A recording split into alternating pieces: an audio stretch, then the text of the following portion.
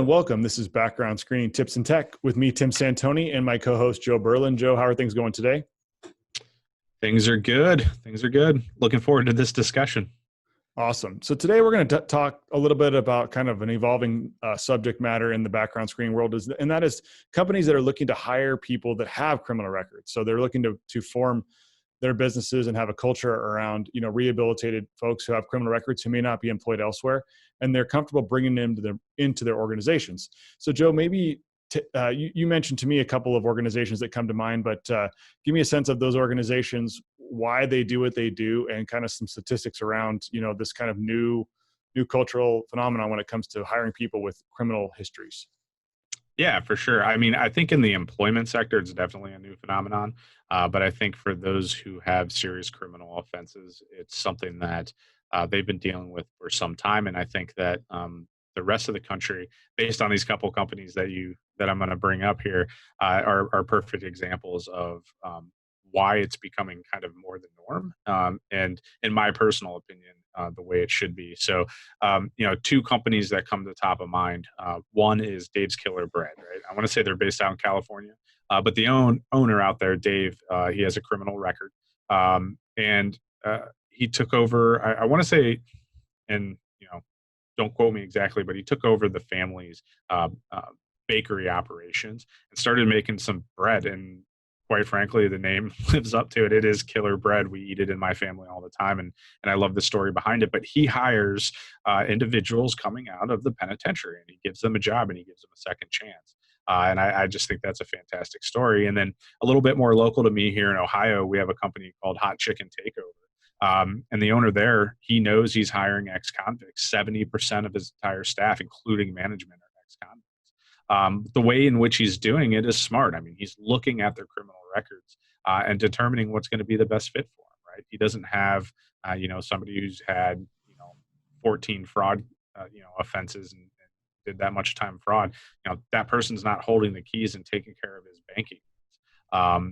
But that person, there's nothing stopping, like you and I were talking about earlier, there's nothing stopping that individual from cooking a hot meal and serving it and being able to make a living.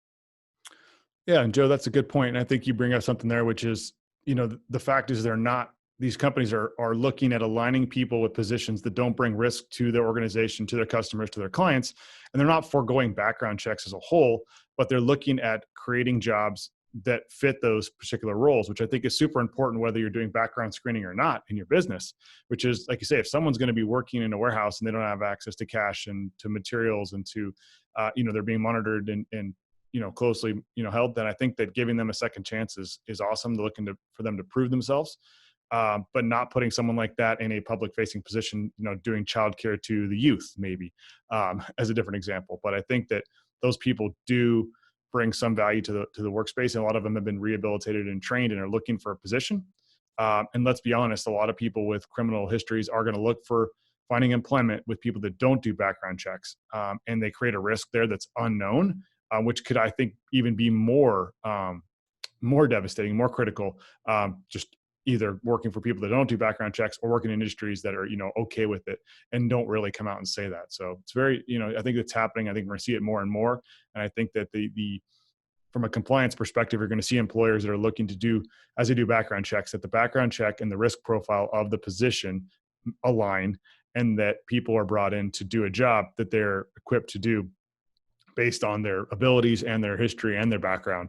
And like you said, it's, I think this is going to be something we see going on as we look forward, especially post COVID and as we move into, kind of the new role of leaders in organizations. Yeah, absolutely. And I mentioned this isn't a new phenomenon. Approximately 20 million Americans have some kind of felony on their record, and in that 20 million, almost 30% can't find a job. I mean, you're over 5 million individuals within the United States that can't find a job, right? And for a system that's built on checks and balances, for all intents and purposes, those individuals are rehabilitated and they're out of prison. They've served their time, and personally, I look at it as hopefully we can give them a second chance. I've worked at a couple nonprofits, and those individuals have records, and I've actually worked with them on that discussion specifically. that you brought up, Tim. I tell them, hey, when we're filling out a resume, if you've got fraud on your record, don't go to the bank and apply. You're just setting yourself up for failure. It's just not going to be a job that's going to be for you at this point in time. So let's find something and let's apply it places that it makes more sense, in which your past doesn't limit your abilities there. And so I think it's kind of a give and take for employer and employee to be realistic with each other. Yeah, and there's a couple of clients that we work with that come to mind, and I know that one, their executive HR staff, they're very keen to this. And they're like, we don't want to destroy someone's future. We want to give them an opportunity. We don't want to limit based on what's been found. And they're very, very careful about evaluating background checks and the records found and making those hiring decisions. And I think that that's really, really important. Also, you have people that, that are very well equipped to do certain jobs and even have been wrongfully convicted, been in domestic situations. There are situations that are explainable, but at least having the narrative and having that conversation and knowing what the people are like. We have another client that comes to mind. They hired someone on a temporary worker to perm.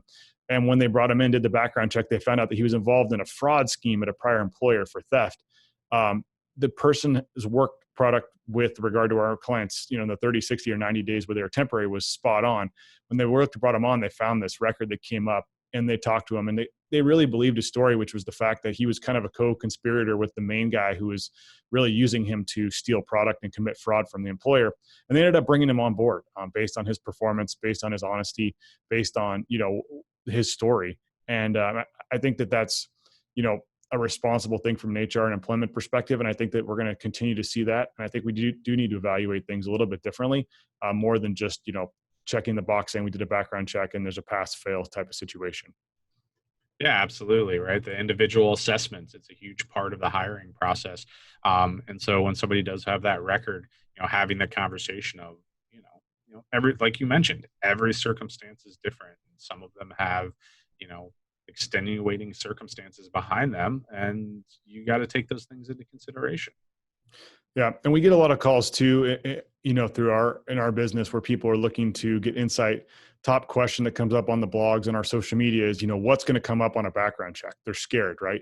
The reason they're asking that question is because they, maybe they had a minor, domestic situation, or maybe they had a DUI 6 years ago or whatever, and they're concerned. And I think that the more that we bring awareness around what's on a background check, how I'd be honest and transparent. And again, to your point, don't go apply at a bank if you've been convicted of white collar fraud or SEC fraud or something like that, but go and understand, the risk factors associated with that position. If you're going to go be a firefighter, they're going to do a lot more detailed background than they are if you're going to go be doing landscape work, for instance. So understanding the differences and not being scared and understanding what is appropriate, what's not, that goes a long way. And I think that people shouldn't be scared about their past. They should embrace it and move forward and look for opportunities that are out there for them to work and gainfully, earn a living without, risking or jeopardizing any business or any individuals or any clients or any customers. Just is going to be, I think, a practice that we have to adopt going forward, just with the new compliance laws and rules. And again, it's going to be a unique situation, to your point, Joe, which is customized assessments and screening based on those positions. And that's why my view is that you need to create those packages that are literally customized for the positions. The driver package, as far as your background and your policy, is different than someone who's an executive. And the executive package is different than someone's going to be a client-facing, customer rep, or someone who's doing in-home deliveries. Very different roles, very different risk factors. All need to be taken into consideration when you're looking to evaluate, hire, screen, and onboard, new employees, new hires. Yeah, absolutely. I'm with you on that, man. 100%. Awesome. So thanks again for tuning in. We really appreciate you tuning into the podcast. We're getting some traction. You can now find us on wherever you get your podcast, Apple Podcast. We're now on Stitcher, and we just got approved on Google Podcasts. If you have any questions or concerns or any questions you want us to answer on a future podcast, please let us know. You can also listen or watch on YouTube. We do upload the video, audio tracks every week. And thanks again for tuning in. We appreciate it. Thanks, everyone.